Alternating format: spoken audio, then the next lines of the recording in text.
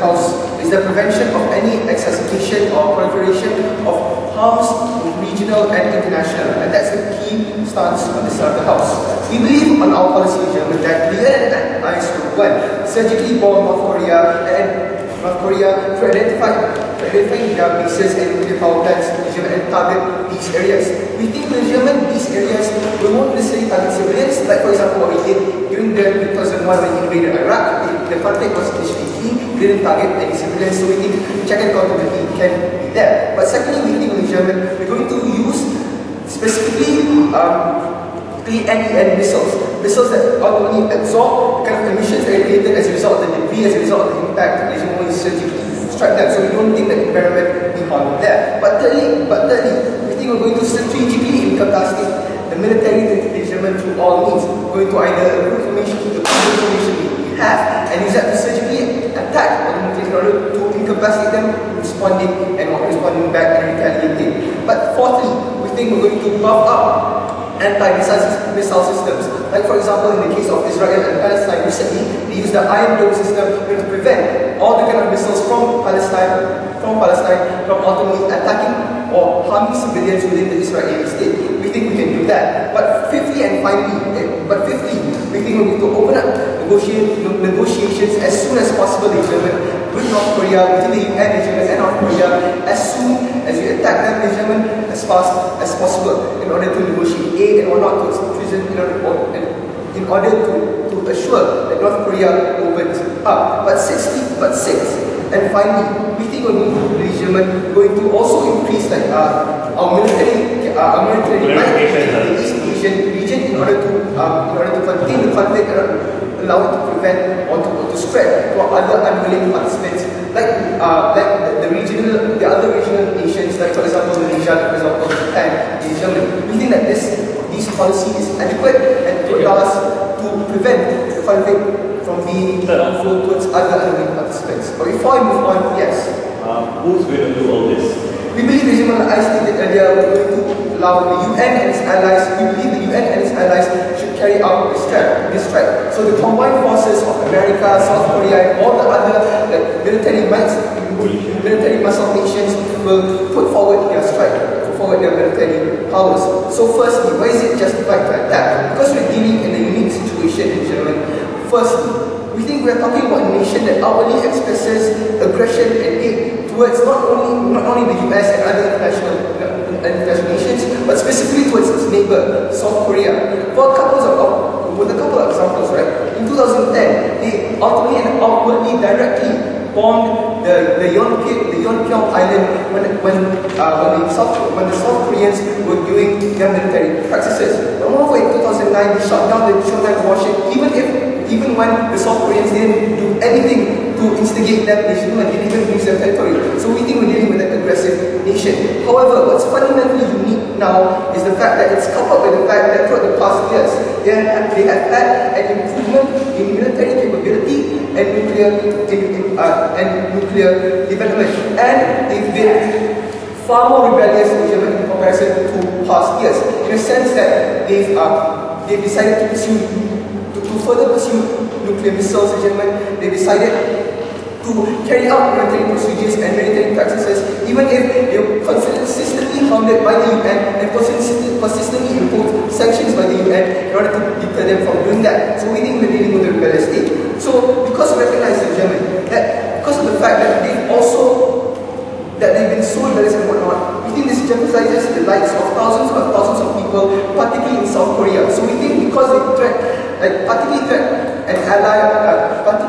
a nation, a country of people, we think the UN has a duty, has a mandate to step in and intervene and incapacitate North Koreans in order to prevent the loss of lives and whatnot. But the second reason why it's justified is that since the armistice in 1993 did nothing to resolve the war between the North Koreans and the South Koreans, it left everything unresolved, right? It just stopped the war. It just let the war into a complete halt. We think this means that the fact that they repealed it recently, last night actually, means that the probability of them to attack back, specifically within a short range, a short period of time, is specifically high. But secondly, we think that for that reason, unmet security, right? We think for that reason, we can bomb them, ladies and gentlemen, because ultimately these individuals are in a state of war, and there's always a possibility they will attack. So we think in order to accrue the first attackers, the first strikers benefit, we think we should attack, we should go here. But the third reason, because we think that there's a possibility of a nuclear war. We think that specifically when you analyze North Korea, right? That recent reports, even if you directly obtained from North Korea, like whistleblowers from the government whistleblowers towards the government have reported that these individuals are moving closer and closer towards attaining a nuclear missile head. And this is particularly harmful because when it comes to nuclear warfare, right, even if the quality their military might not necessarily be as powerful as the other as the US or whatnot, we think at the end of the day, nuclear still has the ability to ultimately harm these individuals. But fourthly, we think that negotiations have ultimately failed. It failed in 2009. We tried to pull them back in 2012, but it failed as well because they launched the satellite and whatnot, and because they've consistently been aggressive towards South Koreans and whatnot. So we think it's justified on all fronts. But the second reason why will this work? Firstly, we think we'll suffer less casualties and they'll be less rebellious. Because ultimately, their collective military might will be null and void, rendered null and void by the collective power of the UN and its allies. So we think this military strike will be effective against them. But secondly, we think that their allies, case in point specifically China, right, has supported the fact and has supported sanctions agreed by the US and China in order to put against the North Koreans' nuclear development. So for these reasons, we think the loss of lives or the retaliation that we receive from North Korea is particularly good. We'll be able to solve conflict, we'll be able to save all the kind of save stability in the region, case in point, towards the South Koreans. For these many reasons, we are extremely proud to strike North Korea. Thank you.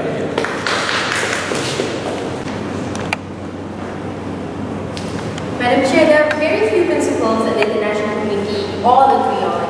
But the doctrine of no preemptive strike is one thing that all of us can agree that no one can ever derogate from.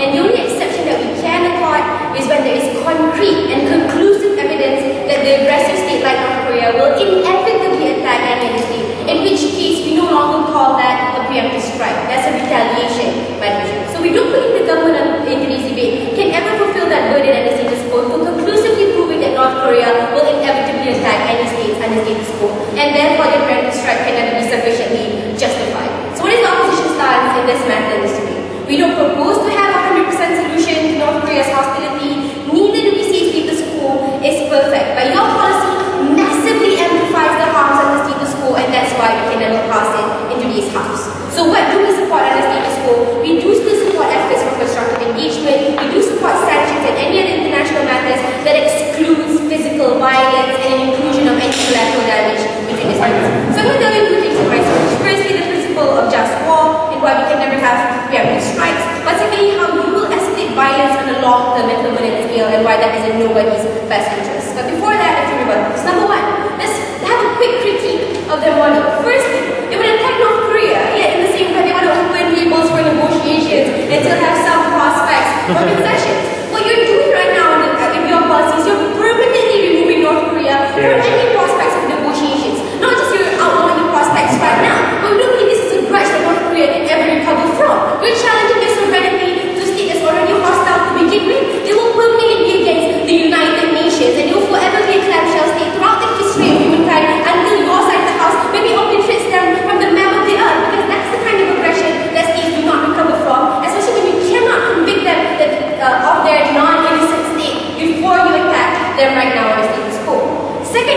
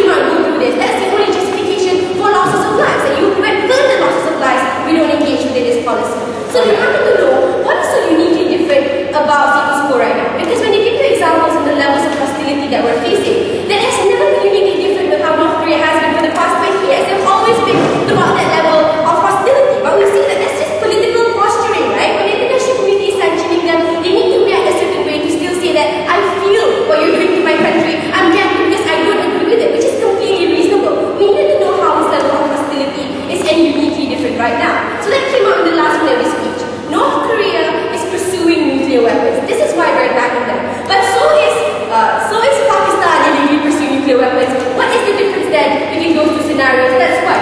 But secondly, if the victim state is South Korea, very easily if North Korea launches a nuclear weapon attack, they'll suffer just as well because of the proximity of states. Nuclear weapon attacks don't stay in one area, it spreads throughout like a gazillion miles and affects everyone within their proximity. So it's not even a wise justification. But thirdly, the reason why they never engage in nuclear weapons because even though you're the person who attacks first, that person who gets attacked will be allies with P5 nations like United States of America who also possess nuclear weapons. And if a nuclear weapon hits North Korea, no irrational actor will take the chance of being obliterated entirely. Even North Korea understands that if I launch a nuclear weapon attack, I will also receive a nuclear weapon attack and ensure my own destruction. That's why your justification on the basis of probabilities is not a strong justification for us to add up upon. Your second justification, the short reaction time, South Korea and North Korea is in a state of war, is a complete misrepresentation of status quo. Because even though you look at acts like sinking the ship in Pyongyang, for example, all of those acts came with proper justifications from North Korea that it was a legitimate mistake, for example. That was just an exercise in protecting national security.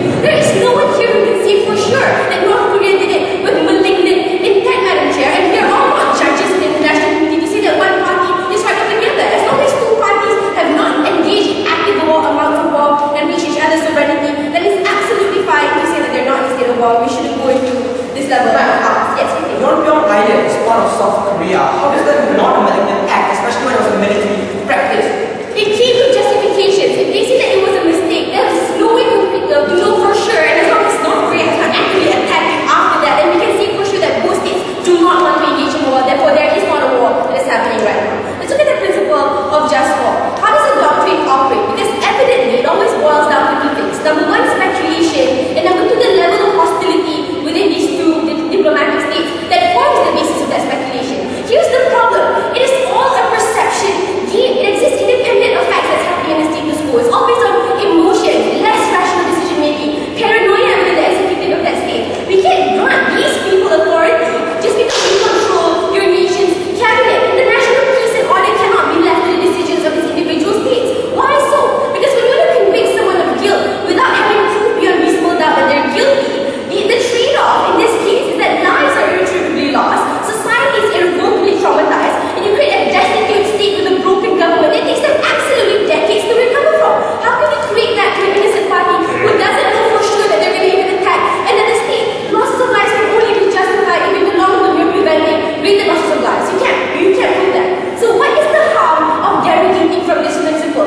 You are legitimizing this unjust war tactic because you're creating legal precedents for now international actors within the state to just use my own perception as a legitimate justification that I believe I will be under harm's way if I don't preemptively attack. So smaller states who don't have authority will derive authority from bigger players taking up this collateral damage and using their own perception as a justification. Instead of being extremely careful, which is what United Nations should embody. They need to do what's always right in every instance, even when there's a probability of harm, until you can be sure of it. You shouldn't tell any other person that it's okay to act based on your perception. Shafi's going to tell you more on how you escalate violence on the long-term and permanent scale, but that's a given. All those reasons very different.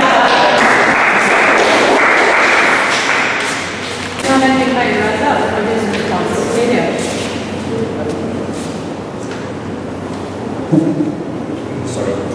The United for Peace principle was used by the US to initiate invasion or intervention within the Korean War. And regardless whether that resolution in the United Security Council was in fact vetoed by China, the United States did get the green light from the UN in the Korean War because of that principle, because the resolution was then brought to the UNGA. And we think that very possibility can exist in our case.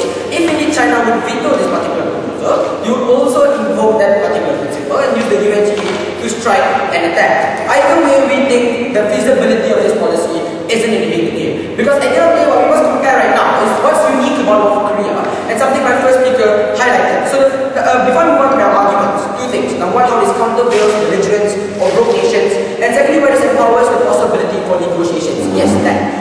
We have to look to a few issues. First, uniqueness of North Korea. Because what they wanted to equate from my words, North Korea is the same as Pakistan, India, Israel, and any other country with nuclear power. That's obviously not the case. In all cases, North Korea has expressed extremely provocative intent in cases like launching satellites to prove intercontinental ballistic missile capabilities, or the idea that they just recently carried out two very big magnitude nuclear tests underground, which was felt all the way to China.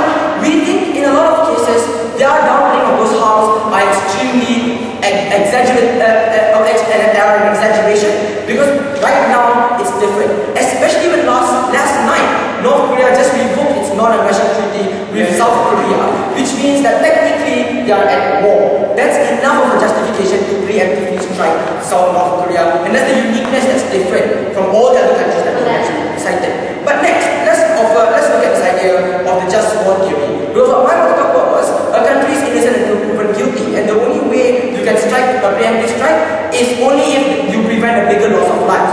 We think that's what's going to happen on our side, and that's why it justifies whatever theory you want to propose. Because at the end of the day, our proposal, although it's a strike, it doesn't kill any lives. That's the first thing to understand. When we preemptively strike the nuclear power plants in Syria, when Israel did that, no civilians actually died out of that. But more than that, because we have NEN radiochemicals right now, we can contain that emission if we need to spread. Therefore, we don't think your particular proposal or your particular argument how this would invoke more loss of lives actually stands. But even then, why is that the doctrine of innocent until proven guilty doesn't stand? We think it doesn't stand because when it comes to a nuclear, when it comes to an attack or a possibility of attack which is of nuclear gravity, it means that it's on the behest of North Korea to prove otherwise, and not us to lay on the sidelines and wait until a strike happens. Because the gravity of those harms are immense, therefore it takes different measures. Therefore we think it must be a change and a shift in how the UN operates. That shift should act uniquely to North Korea given that gravity that exists. But lastly, let's just look at this idea. Because at the end of the day, states wouldn't actually follow up and accord the same very principles that we do. Because it's a UN endorsed act, which means that at the end of the day, if you want to say states will also carry out with this proposal, they won't, because it's have to go through the UN, and even if they do, if it's through the UN and it's particularly justified, then we don't see why it's a problem. Before that, Mike. North Korea has done rocket launching and nuclear development before. That is not concrete evidence that North Korea will launch a nuclear weapon, especially with nationality we have. No, but before this, North Korea didn't have intercontinental ballistic missiles capability to satellite launches. Before this, North Korea didn't have enough power, nuclear power to launch 2 nuclear tests in 1 week. And more than that, in all cases, Kim Jong-un is also somewhat suspicious. Because in all cases, when you look at Kim Jong-un, this is a new regime, which means ambiguity is something that exists as well. Especially when Kim Jong-un specifically said that he would continue his family's legacy. We think that suspicion is indeed relevant, and that suspicion would need and demand a preemptive strike as well. Firstly, why this countervails belligerence of rogue nations? On the first level, we think states like North Korea and Iran, they have abused the fact that we stop sanctions, that we only stop at sanctions.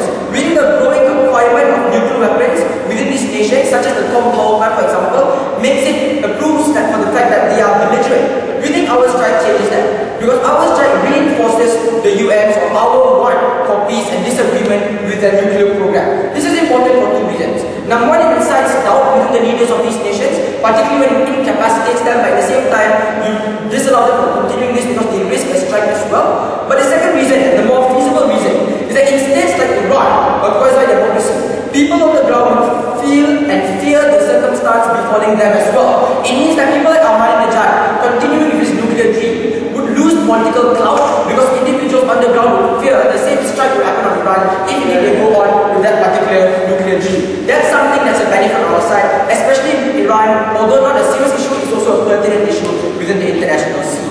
But let's also talk about how this empowers the possibility of negotiations. Because we think at the end of the day, a strike doesn't mean you remove a particular country out of the negotiation table. That's an exaggeration. Because out of every conclusion, at the conclusion of every war, there will be a negotiation, there will be a treaty. The same thing will exist here. When you incapacitate North Korea to the extent where they can't respond, coupled with the fact that there's mutually assured destruction on my side, on the idea that they won't strike back, this is when you allow North Korea to push the negotiation table, because it's an extension of the gun What happened in the Falkland War, when the British went to Argentina and put all its gunboats there, it prompted negotiations as well. That type of gunboat diplomacy on our side is an extension of that gunboat diplomacy. But why would North Korea then go to the negotiation table?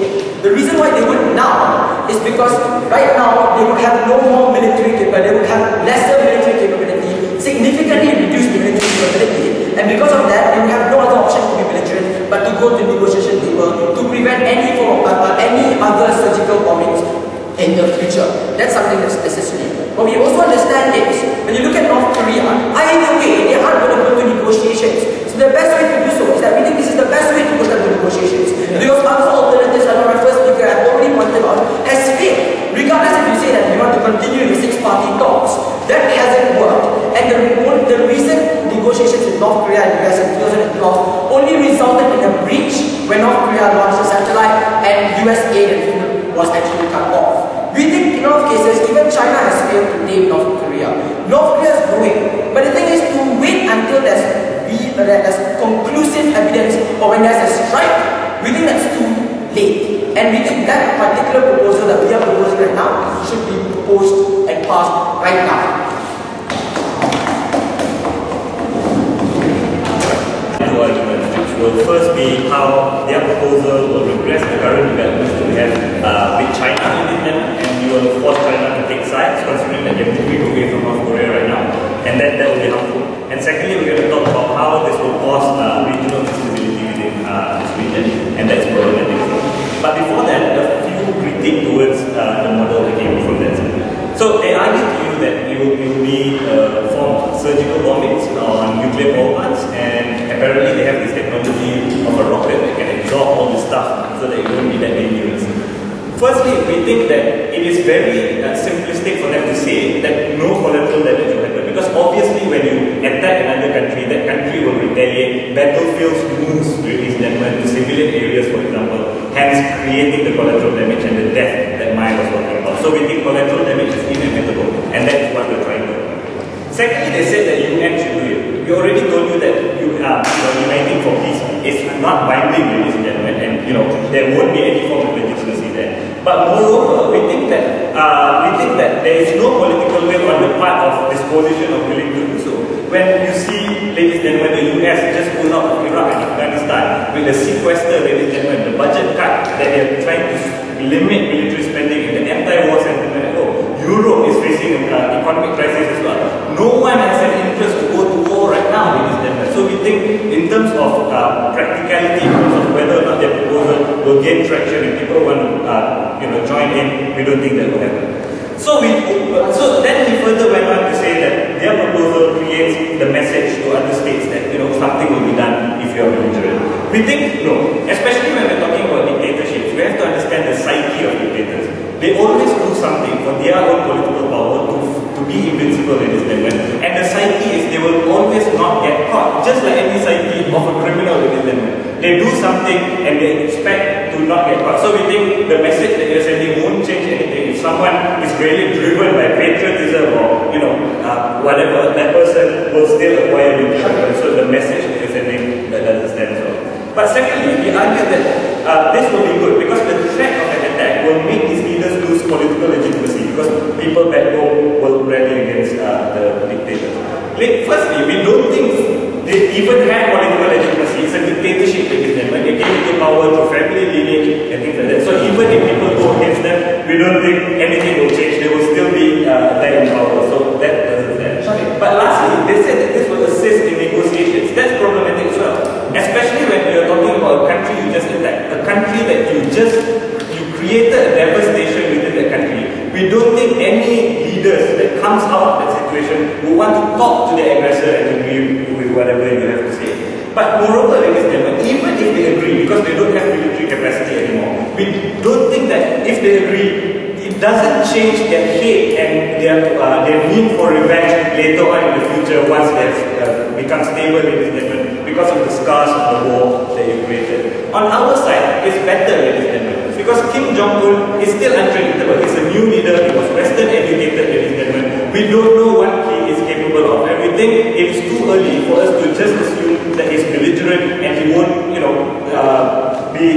won't be open for talks and things like that, since now China is already changing and we can utilize that platform, and I'm going to talk about that a bit later. But before I move on to my substantive, yes, sir. If dictatorships like North Korea are as driven by patriotism or whatever, like what you said, doesn't that mean the principle of mutual destruction doesn't work for them, and therefore my response doesn't work? No, patriotism in the sense that they want to acquire nuclear weapons to flex their muscle in the international community. It doesn't mean that they are irrational and they will obliterate South Korea, ladies and gentlemen, and receive the same kind of retaliation by other countries. Because we think these dictators want to preserve, they also believe in self-preservation. And North Korea and South Korea is a land dispute, ladies and gentlemen. Obviously they don't want to lose that land and just die and just let anyone get their land. So we don't think that's a rational thing.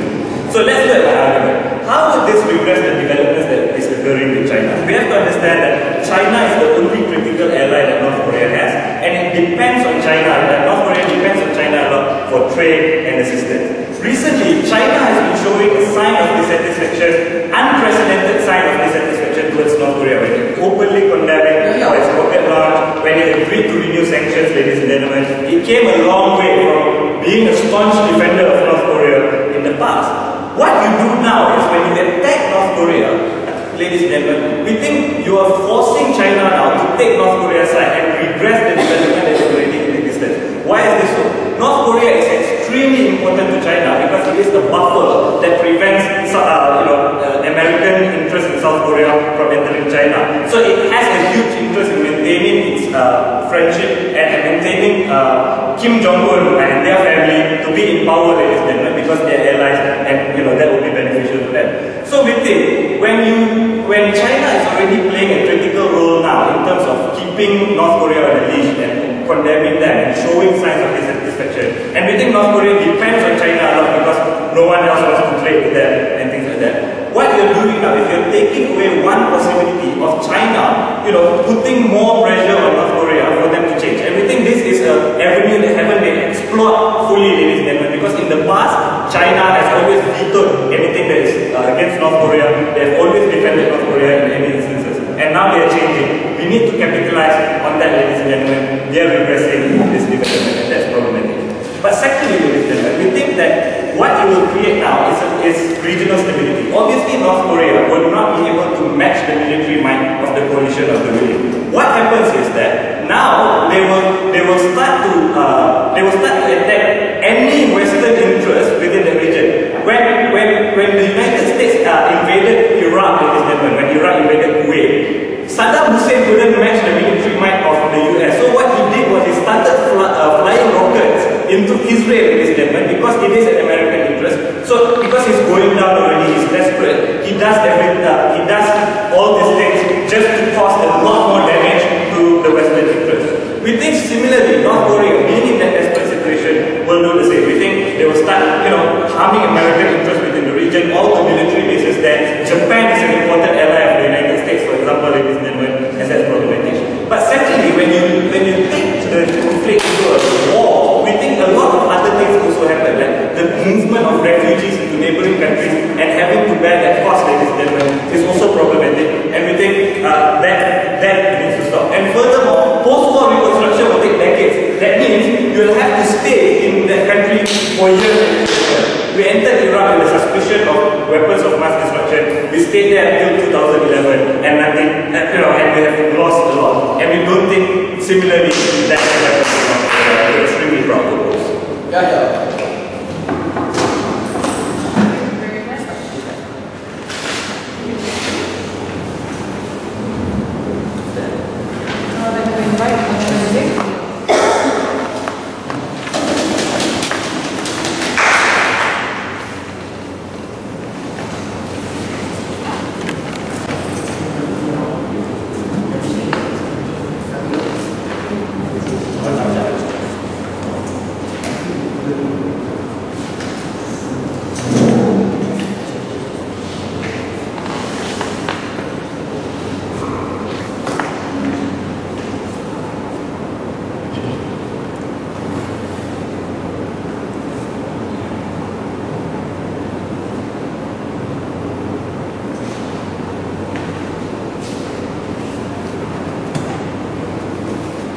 Coming out from opposition, but they proposed that we wait for a nuclear war to start, for North Korea to first do the first strike, and then we're going to retaliate. What's the point of then, especially when there's thousands and millions of lives have already been lost? What we want is a preemptive strike of North Korea.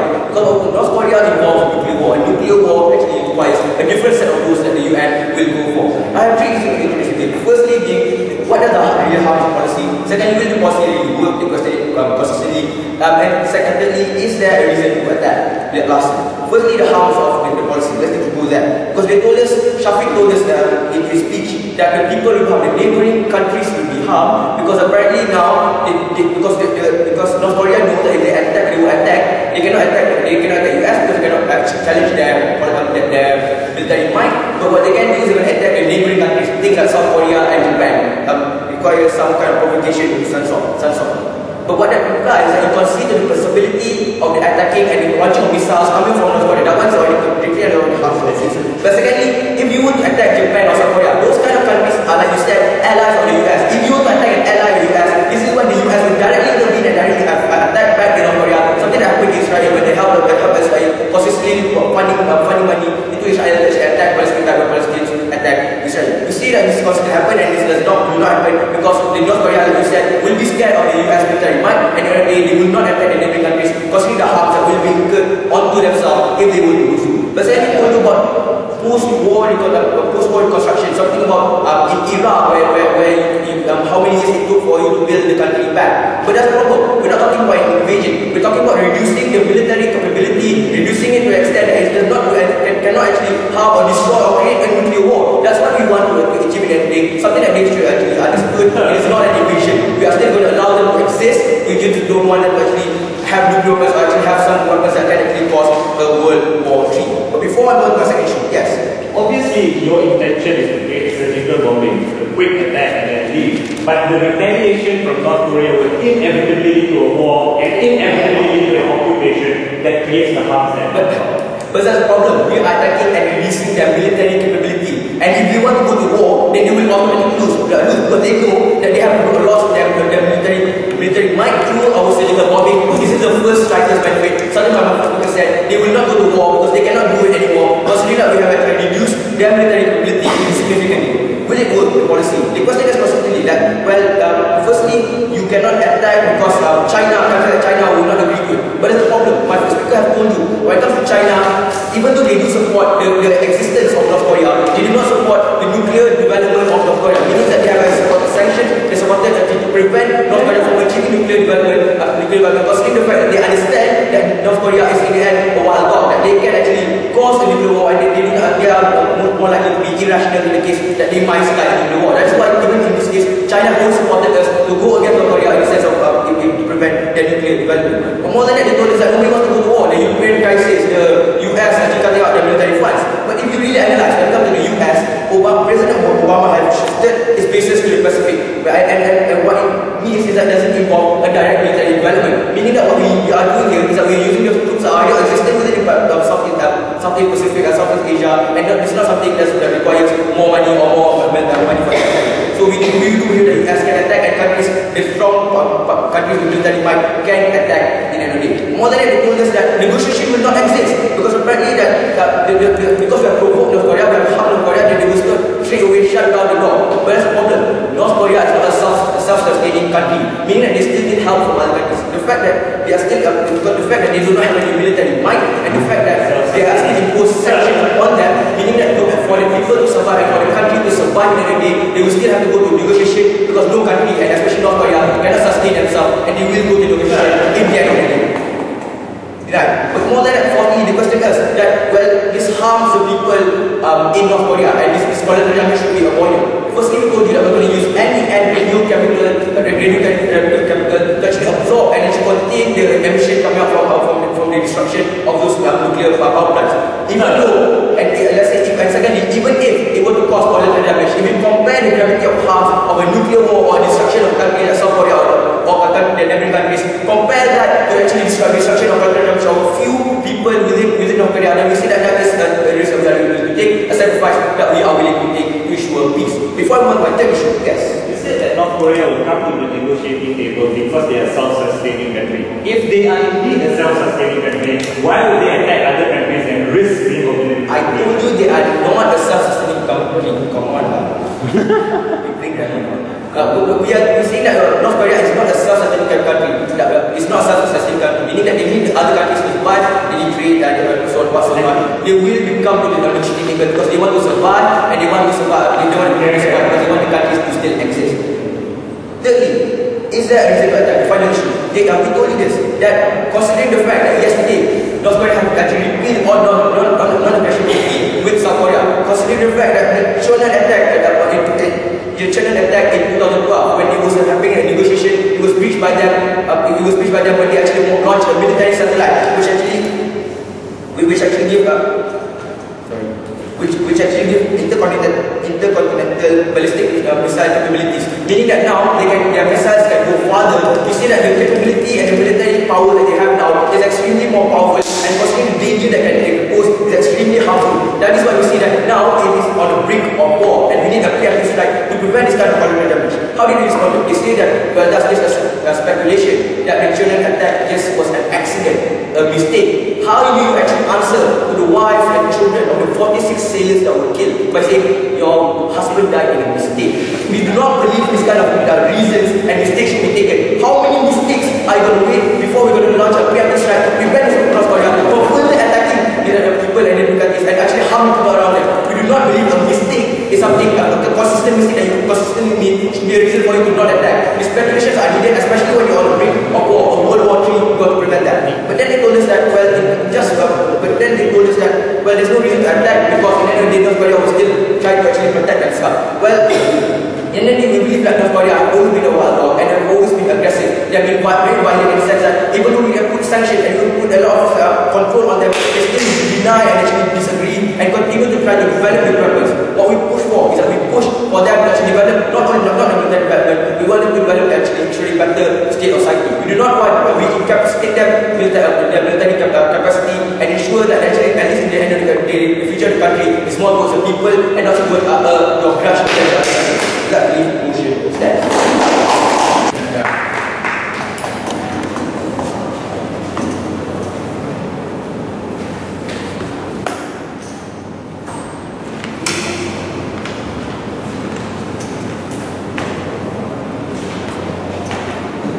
Madam Chair, I know how you feel. Sitting down in a nuclear debate at this time in history, we ask ourselves, what's new? Given that there's been no nuclear attack since the 1940s, Madam Chair, and no two countries with nuclear weapons have gone to war since the Cold War. So it's basically the same rhetoric that we hear from any government team proposing preemptive attack on North Korea. There's a possibility of war, North Korea are getting better weaponry and better military equipment, and therefore that means that we should go to war. I have 3 points of clash in my speech, which I'll be with today. Firstly, is it morally and legally justified to attack the North? Secondly, which model ensures a less belligerent nuclear world? I'll look at this in terms of sending a message to nations like Iran. And secondly, on this idea of negotiating nations away from aggression and hostility. Let's look at the first clash point, the idea of whether or not it's morally justified to attack North Korea. The Prime Minister gave us 2 reasons to do so. Firstly, he told you that there is inherent aggression and volatility in the North Korean state. There's been an alarming trend of attacks, and some of them have been unprovoked onto its neighbors like South Korea, the whole Cheonan submarine, etc., etc. Secondly, he told you that because there are, as they have been for decades, they are developing nuclear military capabilities and are moving closer towards fully functioning warheads. So we have a few responses to this. The first one, Madam Chair, is that having an aggressive and volatile government is not an adequate or sufficient reason that warrants an invasion or surgical attacks, call it whatever you want. Ever since World War II, Madam Chair, the communist state of North Korea has been led by angry, insecure, slightly overweight, buzz-cut leaders and have had a long, proud tradition of military pride. That's why status quo now in terms of the acts and missions of the North Korean leaders in their state, there's no different from the days of Kim Jong-il. We still get rocket and missile launches, they're still trying to put a satellite in orbit, they're still trying to expand nuclear capacity, and they're still unfriendly to their neighbors. And they're not going to be much more friendly with the new Margaret Thatcher installed in South Korea. On the second level, Madam Chair, we tell you that this is unnecessary. It's not good enough reason for them to invade. Because what is necessary before an attack, Madam Chair? They told you, oh, hang on, there's new developments. First, there's the recent armistice which has expired. Secondly, they now have better military equipment in North Korea. But Madam Chair, that is not enough. Because capacity or increasing the military or having better weapons never corresponds towards motive, Madam Chair. It doesn't necessarily correspond to an intention for North Korea to attack its neighbors, Madam Chair. Look at, for example, the Cuban Missile Crisis that we had so many years ago. Look at the border of India and Pakistan, Madam Chair. Both countries have nuclear weapons, and the areas of Jammu Kashmir and Uttar Pradesh are still somewhat going through a period of peace, Madam Chair. Especially given that both countries are expanding their military year by year, given that both countries have nuclear weapons, Madam Chair, any attack from either of these two countries would not be justified just because India or Pakistan said, oh, they have lots of guns. Sit down. And on the third level, they completely ignored the analysis that mine gave you. The idea that nuclear weapons are also involved, Madam Chair. And I don't know if you guys understand how nuclear weapons work, but when one goes up, it's not just 1 or 10 or 50 people who are going to die. There's a huge magnitude of damage. And if you propose that suddenly the UN coalition is going to go and attack North Korea, Madam Chair, then you are immediately putting the South Korean people in risk. Because when North Korea does not have the nuclear capacity or whatever capacity to retaliate against the UN coalition, especially since it's going to be hard looking for their headquarters, they're probably going to just target South Korea, and it's hugely immoral of them to immediately put these South Koreans in harm's way. Second, which model ensures a less belligerent nuclear war? The Deputy Prime Minister told us two things, right?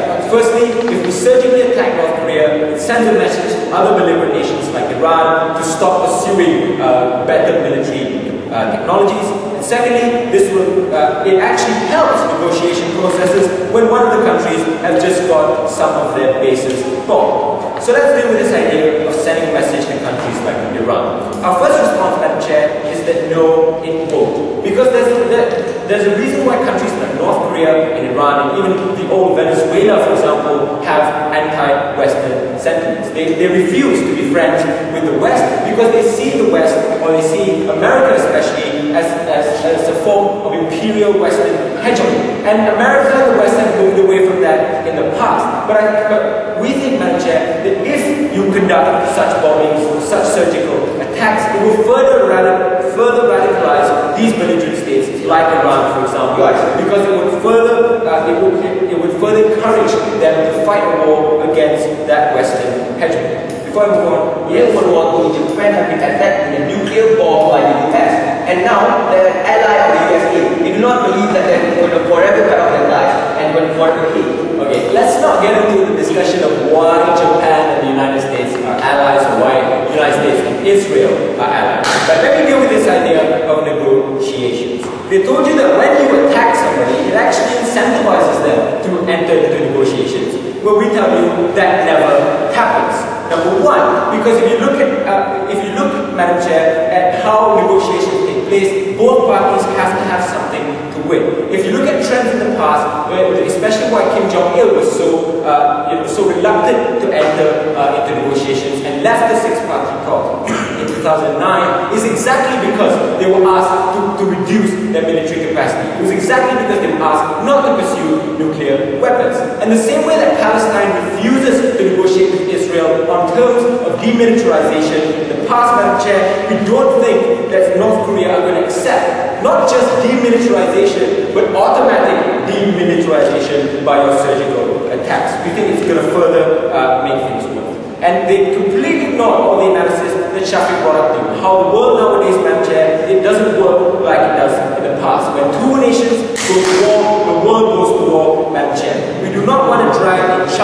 we do not want to drag in the United States, Madam Chair, and we do not want the loss of lives that will inevitably come from this policy. We are very sorry.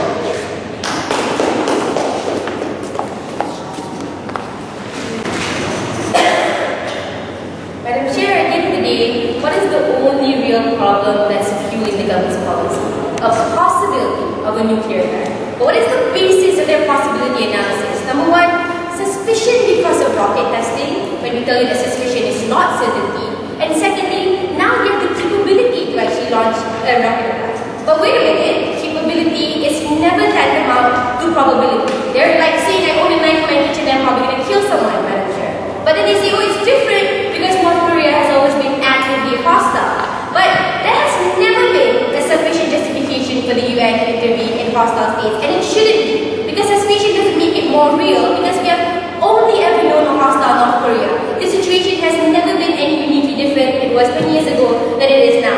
They are no more likely to engage in a nuclear attack. Furthermore, the side of opposition told you that there is a rationality behind their hostility. They're hostile because of political posturing. They're only reacting to being condemned. They're only saying things to re-establish their dominance, which is actually very, very reasonable. We tell you secondly that their acts of aggression have never went unjustified. There's never accompanied by saying, I just wanted to bomb you, that's why I want to bomb you. That kind of aggression does not exist on the side of North Korea. Which is why we see on the side of opposition, North Korea retains a semblance of rationality and understands the real implications of engaging in nuclear war and launching the first strike. This is the levels of analysis that went unresponded. We say firstly, nuking your neighboring countries is as good as nuking yourself, which is why they will never launch that first strike against South Korea, which is the victims under their paradigm. But secondly, we tell you that even if North Korea obliterates one state, the nuclear umbrella that has in the status quo and other P5 alliances ensures that they will automatically receive an attack right back and face total obliteration. Even an irrational actor, and like you say, and they say, they want to survive, can appreciate the impact of launching a first nuclear strike, which is why no one has ever launched a first nuclear strike other than the very first nuclear strike that happened in Japan. And we see thirdly, coming from Shafiq, China will never allow its ally to do something so naive and so destructive to himself and to its allies, Madam Chair. We see there is no possibility of launching a nuclear attack. Even if you want to establish a high possibility, we say there can never be justification unless you can be for sure, concretely and conclusively, that North Korea is a guilty actor in this invasion. So let's answer. What happens once UN attacks under their policy? They say surgical attacks with nuclear plants. Therefore, North Korea will never lose. They don't have any military capacity.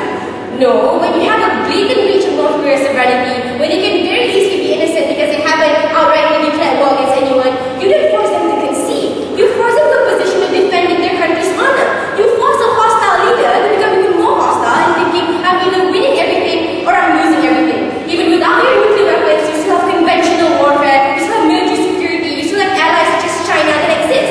Your hostile leader will use every single resource available. The side of government is crystallizing the problem that they wanted to avoid, which is a North Korea that is belligerently attacking every single person around it. You're creating that problem. So even if they say the criteria for negotiation is now we're losing and we're wanting to survive, but we're talking about North Korea, a state with this much ego, this much pride, this much honor, who was attacked without them breaking the just war rule. This is unlikely to be a state that makes concessions. It's more likely to be a state that's willing to lose everything because they are unwilling to be wrong and fall false to the Western hegemony. They still have China who still can sustain them nonetheless. We told you furthermore that status quo will be regressed under Shafiq's point, how you regress current development with China because now we will force China to take up a position and it will be a position of aggression.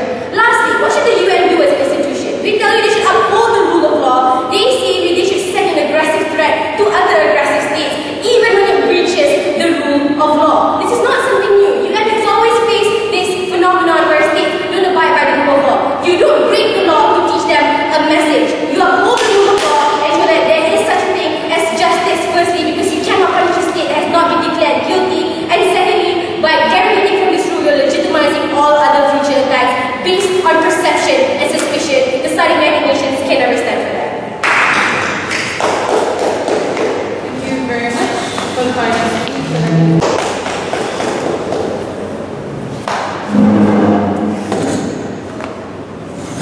We don't get what is a mistake about bombing a warship down or bombing an island where military drills took place in another nation, blatantly breaching sovereignty. Nor do we get what is it a mistake. Why is it a mistake when intentionally carrying out bigger magnitudes of nuclear tests, which affected people all the way to China, where people can feel the magnitude of that earthquake due to nuclear tests, is a mistake. What we do understand is that there is something new, or else the Ashko wouldn't have this motion.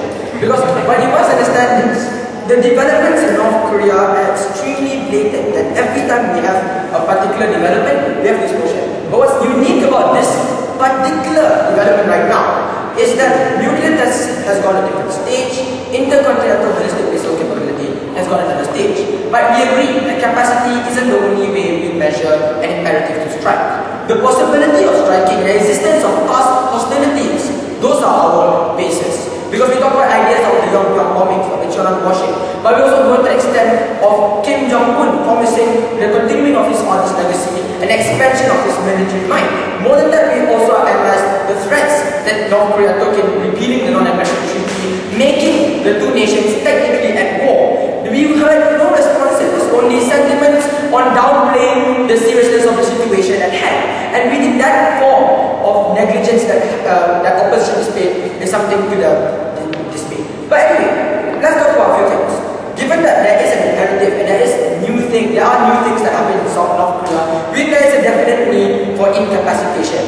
But more than that, what we also understand is, when it comes to the capability of the United States to provide for that incapacitation on North Korea, we have things like the US shifting bases from the Middle East to the Pacific. That was highlighted in Neo's speech, when it doesn't really require any much of military development. More often than not, it does require one surgical bomb, or maybe two or three. And then the moving of those bases, which the United States already have done in the past year, because it's already pulling off from Afghanistan and slowly moving towards the Pacific. We don't see why this is a problem. But on that, the second issue, which side will empower negotiations? Because they want to tell us that North Korea would definitely get out of the negotiation table because of post-war sentiments and the fact that you have nothing to win. But there's a difference.